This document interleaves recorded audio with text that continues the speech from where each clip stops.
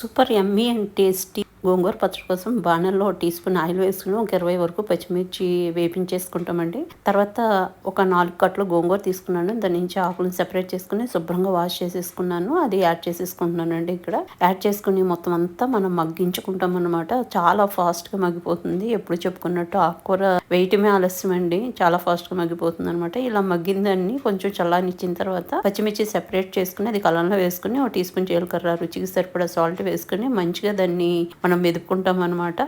కొంచెం నలిగిన తర్వాత గోంగూర చాలా మెత్తగా ఉంటుందండి. చాలా ఫాస్ట్గా నలిగిపోతుంది. అందుకని సెపరేట్ చేస్తామన్నమాట. ఇప్పుడు గోంగూర వేసేసుకుని అది కూడా కొంచెం నలిగిన తర్వాత స్పూన్తో మొత్తం అంతా దగ్గర చేసుకుంటూ దాన్ని గ్రైండ్ చేసుకుంటాము. ఇప్పుడు ఒక చిన్న ఆనియన్ చీలికల్లా కట్ చేసుకుని అది కూడా యాడ్ చేసుకుని మొత్తం అంతా చక్కగా మిక్స్ అయ్యేలాగా దంచుకుంటాం అనమాట. ఇంకా దీన్ని ఒక బౌల్లోకి తీసేసుకుని పైనుంచి పోపు యాడ్ చేసేస్తామండి. ఆవాలు, మినపప్పు, జీలకర్ర, ఎండుమిర్చి, కరివేపాకు టీ స్పూన్ ఆయిల్లో వేపించుకుని అది వేసేసుకుంటాం. అదేవిధంగా కొన్ని